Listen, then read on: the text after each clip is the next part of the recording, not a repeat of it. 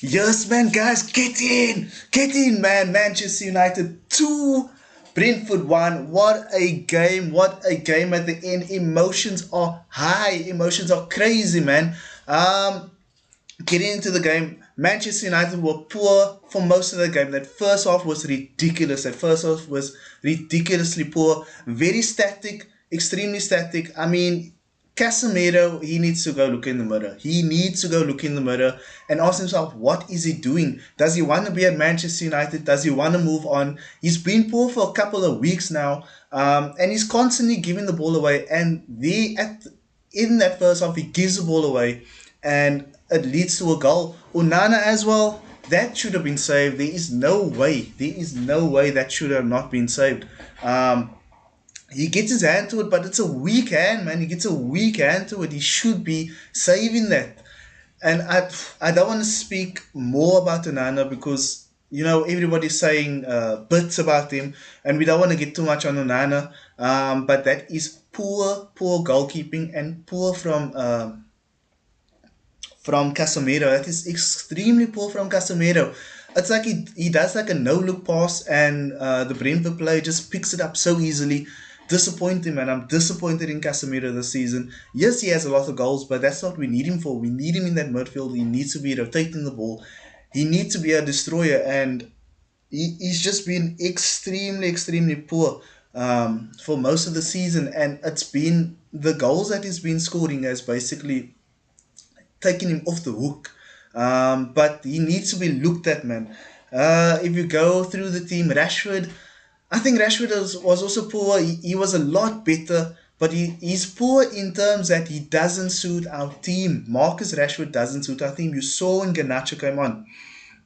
You saw when he came on, he was making so much happen for the team. Rashford is still too much thinking about himself. Garnacho should start games. I mean, what does he need to do for Eric Ten Hag to drop Rashford? And if Rashford isn't scoring, he's doing absolutely nothing for the team. Hoyland had a decent game. Unfortunately, he hasn't scored. I think Hoyland has a bright future ahead of him. He's strong, he's fast, he's hungry. I honestly think he leads from the front, he works hard. All the right things, man. All the right things coming from Hoyland. Bruno today, Bruno, and I don't know what Ten Hag's going to do about this, but Bruno and Mason Mount, not great on the field together. Uh, it's either it's either you move Bruno or you leave Bruno there and you move Mason Mount deeper in the field, drop Casemiro, play him next to Amrabat. Amrabat had a good game, but we'll get on to Amrabat. Yes, there's no steal there, but both Amrabat and Mount, they work hard. So that's just my thoughts on Mason Mount. I don't know what Eric Ten Hag's plan is. I don't know what his plan is with Mason Mount. Maybe he just wants competition for Bruno, but he's clearly playing him a lot. And Bruno out on the right doesn't work. You saw when the wingers came on in that second half, you saw how much better Manchester United was. And yes, there was long balls, but it wasn't long balls from deep up to the attack. It was long balls across the field. So I can forgive them for that. I can honestly forgive the team for the long balls that was happening. It was a switch of play. It wasn't a long ball, in my opinion. There wasn't a lot of long balls. It was more switch of play. And I just think that, yeah, I just think that the wingers, you have Anthony on the right wing. He's going to be touch tight. He's pulling Brentford wide. Where in the first half, you have Bruno and Mason Mount, and they're so close to each other. They are too close to each other, and it's easy. It's easy. We obviously somehow trying to play through Brentford, but they were magnificent in their defensive structure. Where second half, you saw Anthony playing out wide. You saw Garnacho playing out wide on the other side. I mean, that is stretching Brentford. That is stretching Brentford. What is that right back's name for Brentford? Something with the A. He had a brilliant game. He had a brilliant game, man. I honestly think he had a brilliant game. And if I had to choose man of the match from Brentford, I'll choose him. It's what? He got a yellow card. I can't remember his name. Yeah, but especially for most of the game, for like 60 minutes of the game, Manchester United were too static, way too static. I mean, you aren't going to break up a team like Brentford playing like that. And on the flip side, what is Ten Hag's plan? Because the team that ended that game, that is not his plan. Yes, it's a squad game. You're not going to see you, the centre backs. I mean, at this stage, anybody can slot in there because there's so much injury. So let's not look at the centre backs, but obviously Lindelof on the left back. Um, we need Shaw or we need Regulon to come back in, man. We need that. We need that workhorse up and down, you know. Lindelof, he had a decent game. I don't think he had a bad game at left back. I think he actually had a much better game than he's had at centre back recently. And you go into the midfield. Amrabat was everywhere, especially in that second half. He was everywhere. He was trying to make things happen. But the team around him wasn't on his. I don't think they were on his level. He was working so hard, but everyone's too static. Everyone is too static, man. And Ten Hag is gonna have time now to decide what is his way forward. Because Rashford is letting the team down. Bruno out wide is letting the team down. Bruno needs to come into the middle. Or Mount needs to play, and Bruno needs to sit bench, and he needs to rotate them. Anthony on the right. Anthony needs to play full games on the right. Or Mount basically needs to play on the right, but he needs to touch the line. I think dragging the teams, dragging teams open helps us get more possession. We are just too static, and we're gonna need that width. We can't play narrow and try and play through teams, because if you're gonna do that, you're gonna have to move the ball so quickly, and your players' technical ability is gonna have to be on another level, man. Yeah, so I actually think Eric Ten Hag made a lot better substitutions this game. Eriksen coming on. Eriksen always slows the game down in a good way. Slows the game down in order for us to control the game. You saw it against Galatasaray, and you saw it again today. Casemiro, the midfield of Casemiro and Amrabat didn't work. It did not work. Um, even other midfielders combinations that we've had this season did not work. But Eriksen is coming onto that midfield. He helped us control the game. And the problem is Eriksen's age. The problem is Eriksen's age. I wonder if we can start the game with Eriksen. Obviously, after we come back, in a couple of weeks, we're going to be playing City. We're going to be playing City. We're going to have our best team out there. And is Casemiro part of our best team? Is Rashford part of our best team? Is Bruno playing out wide part of our best team? I know we just won, guys, and I'm being negative, but these questions have to be asked. Um, just what is his plan? Because obviously Scott McTominay is not in his plan. I don't have an issue with the way we played in the second half. I mean, yes, there was long balls, but like I said, that for me is more switching the play.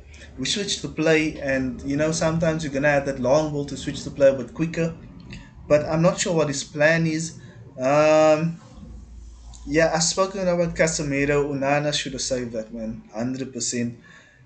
I've spoken about Rashford. Yeah, Brentford, they deserve something out of that game, man. They deserve something. They played well for most of the game. They played well for most of the game. They played well up to maybe that last 20 minutes. They were going to win the game. But obviously the substitutions that was made, there were some funny substitutions. I mean, that is not part of his first team. You saw Martial playing in the number 10 with Bruno playing deeper. Obviously, he's hoping that Martial picks up the ball and runs it into the midfield. Martial, yeah, I don't know, man. I don't know what his plan is going forward. Um, but I'm ecstatic about the win. I'm ecstatic about the win, guys. It was brilliant. It was brilliant, man. Scott McTominay getting 2 goals. Harry Maguire getting an assist. Harry Maguire getting an assist, guys. We're not blaming Harry anymore. He's getting an assist. We've been saying for like 4 or 5 years now. What is Harry Maguire doing in the box? He finally done something in the box. Scott McTominay basically playing striker. It was like we were playing with 3 strikers. Martial playing slightly deep, Hoyland playing to the left, and McTominay basically playing up the middle. But that's not how we're gonna play. So That is the question for Erik ten Hag. What is your plan? That first half was so disappointing, so disappointing, and I think he needs to go back to the drawing board, man. He needs to go back to the drawing board. He needs to look at the first half. He needs to look at the second half. He needs to look at how we played against Palace in both games, and he needs to make a decision. I think Rashford needs to be dropped. Rashford needs to be dropped. Bruno, he gave the ball away. Uh, it was frustrating me, but I don't think he was the worst player on the pitch today. Rashford was disappointing. Casemiro needs to be dropped. Casemiro needs to be dropped. I think you need to play Amrabat with either Mount as his partner, which I don't think Erik ten Hag is going to do. That's a frustrating thing. I don't think Erik ten Hag is going to do. Um, I think either Mount needs to play next to Amrabat because Mount is really good at carrying the ball forward, and hopefully Mount can be that Eriksen type play that not I say slows the game down, but controls the game. I think controls the game is a better reads the game and controls the game from that position because that's what Eriksen has been doing so well. Eriksen had such a good game when he came on.